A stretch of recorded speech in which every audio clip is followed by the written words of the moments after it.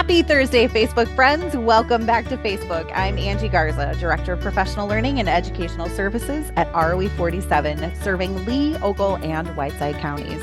And if you're joining us back here this fine Thursday on Facebook, you will know that it's time for another edition of Teacher Talk.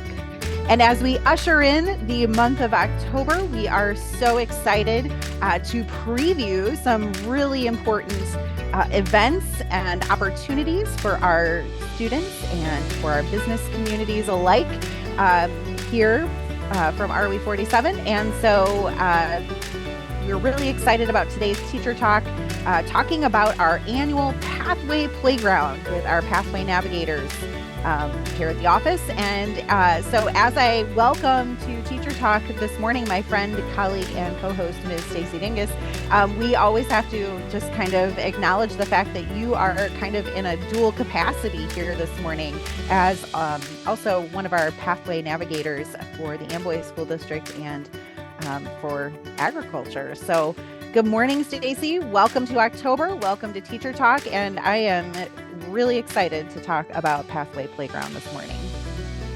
Good morning, Angie.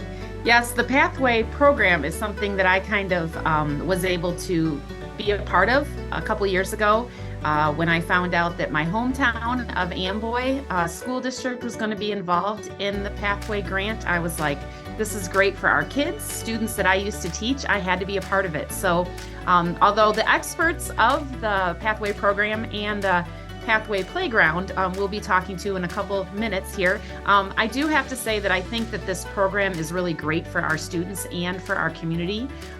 We'll talk a little bit about the gap that we are bridging between business, industry, community, and our schools, which is really important for kind of that idea of growing our own.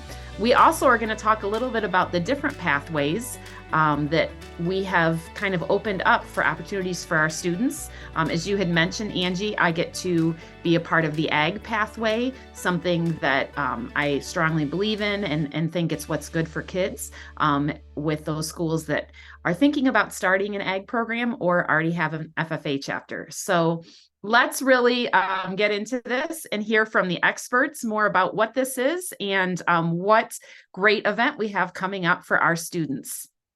You mentioned all of our pathway work. Today specifically, we're going to be talking about the playground, but our pathway work in our 3-county area and actually beyond is much greater than just this kind of career exploration piece that we're going to be talking about. We have been for the last several years working collaboratively to help our schools, our businesses, and our communities rethink what it means to be college and career ready, to provide our students with additional engagement and exploration activities, to help them with 60 hours of supervised experience, early college credit, such that when they're graduating and looking to their future, they have a better idea and a better understanding of where they want to head with their lives. So we have been working in earnest in our community on several different pathways. Stacy, you mentioned agriculture, but we are also working on manufacturing, and we are working on health sciences. And our biggest lift over the last several years has been in education and building our pipeline of future educators here in our local Lee, Ogle, Whiteside County area. So when we think about all of the opportunities that are available for our students, so many of them are right here in our own communities. We like to say that we are making our communities our classrooms, and that exploration and understanding begins at a very early age. And so that is kind of the impetus for the Pathway Playground. This started as kind of an idea several years ago when we visited an event in Rockford, and we kicked it off last year at Sauk Valley Community College. And so this year is our second annual Pathway Playground for our 8th grade students in Lee, Ogle, and Whiteside counties. It will be held Friday, October 20th at Sauk Valley Community College, but more details about that throughout our Teacher Talk here this morning. So as we get rolling, I would like to introduce the rest of our team. We are so happy to welcome to Teacher Talk this morning. Actually, we're only missing one Pathway team member, but our other three team members are joining us here to talk about the playground. And so I am going to turn it over to them to, number one, introduce themselves, but number two, kind of explain their role in helping our communities develop these robust opportunities and experiences for our students. Morning, Angie and Stacy. I'm Janice Jones. I'm the College and Career Facilitator at Sauk Valley Community College.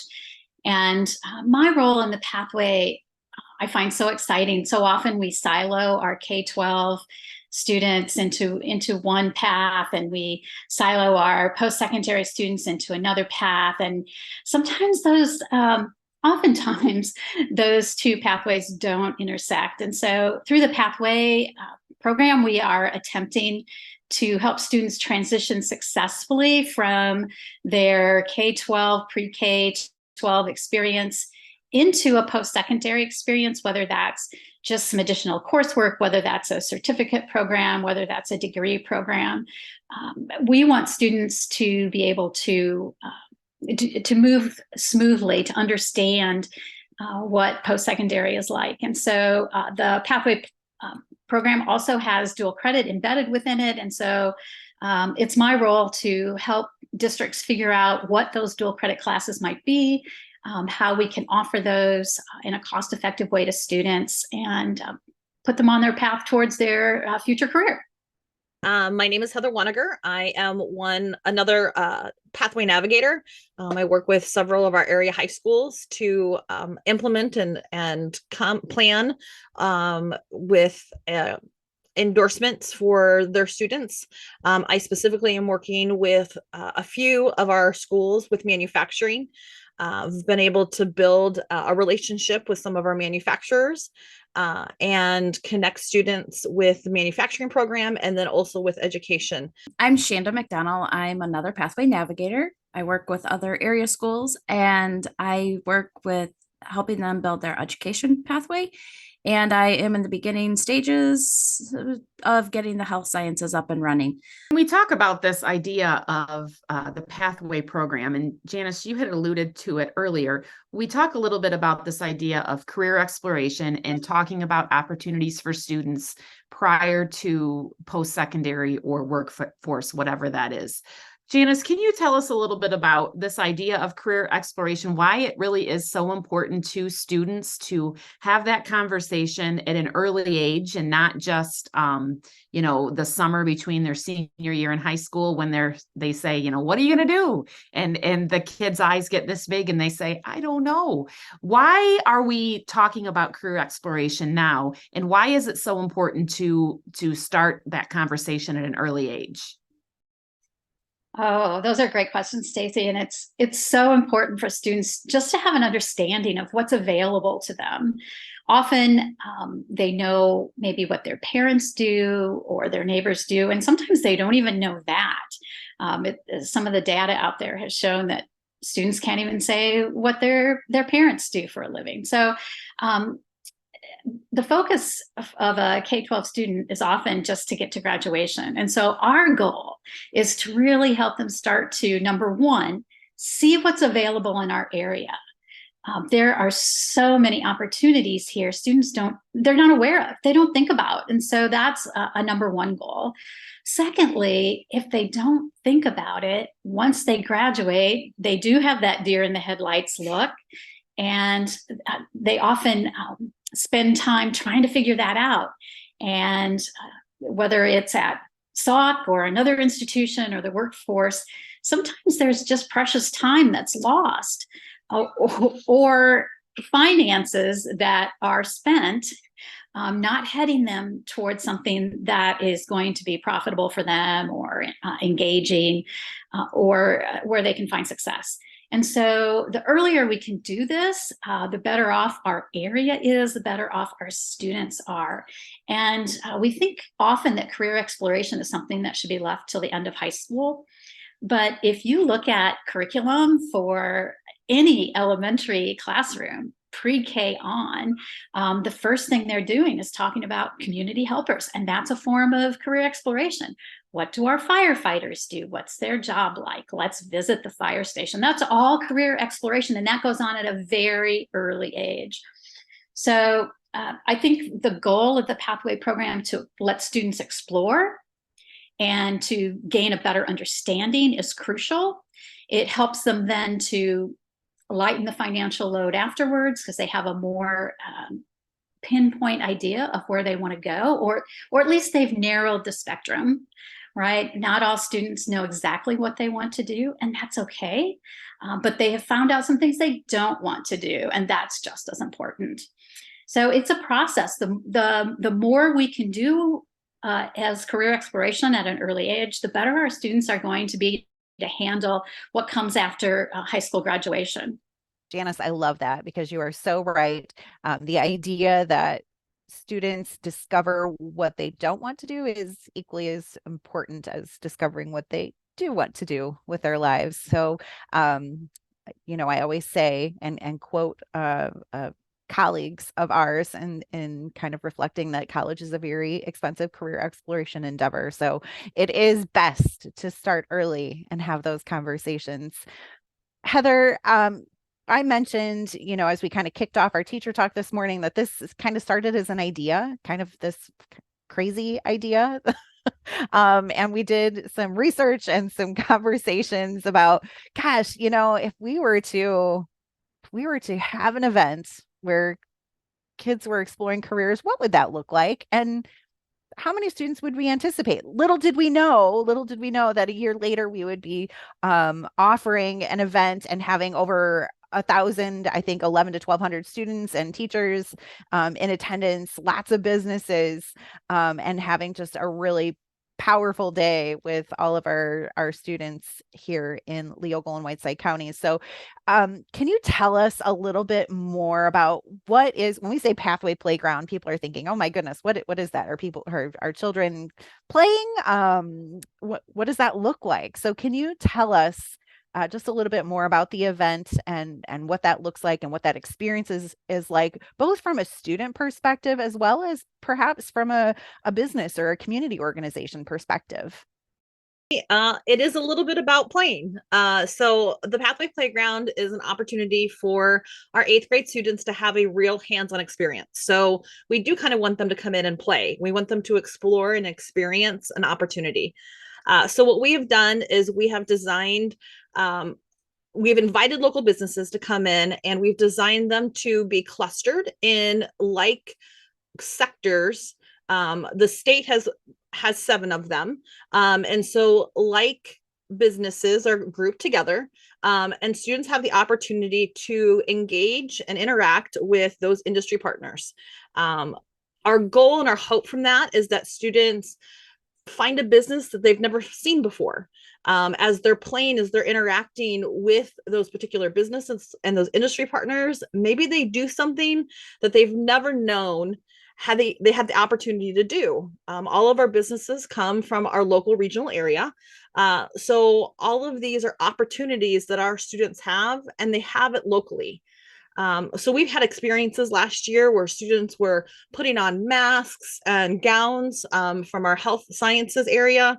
And we had students trying to figure out how they drive through a roundabout with our area Department of Transportations. And so students get a real hands-on experience to see, what is it really like? I might know that somebody in my world or my life works at a bank, but do I really know what happens at a bank? I maybe have seen a teller, but do I know that there are loan officers? Do I know that there are people that work in customer service, or that there's HR people at a bank? So there's lots of ranges of things that happen within our industry and industry partners. And so students go through the event in these groups and in these clusters. And they get to interact with these different industry partners. They get to play and experience different opportunities. And then they get to ask questions, and industry partners get to answer and give them a real life hands-on experience on what it's like to work in that industry. And our industry partners loved the event. They were excited at the end of last year that they got to talk to students at a much younger age. And this is a little different. Sometimes we've tried to give the example that it's a little bit like a career fair, but they're not recruiting necessarily students to come work for them in this moment. They're eighth graders, but they are recruiting them to work in that industry.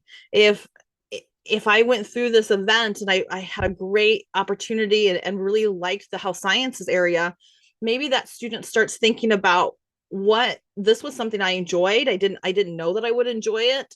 I didn't know this was something I could do in the health science industry. So maybe now I'm going to start thinking about that. And it's a way to recruit students into their related industry.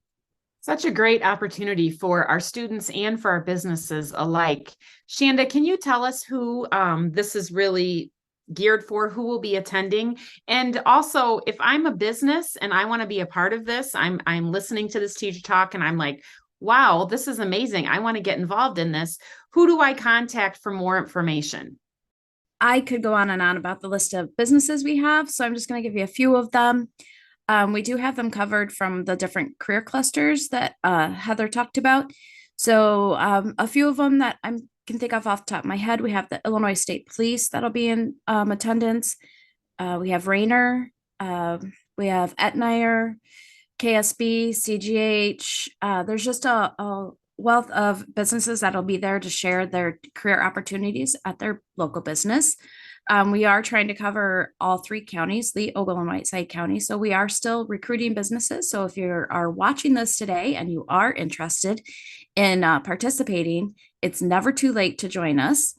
And you can contact myself, Shanda McDonald, or you can contact Heather Waniger. Our emails can be found on the ROE 47 website.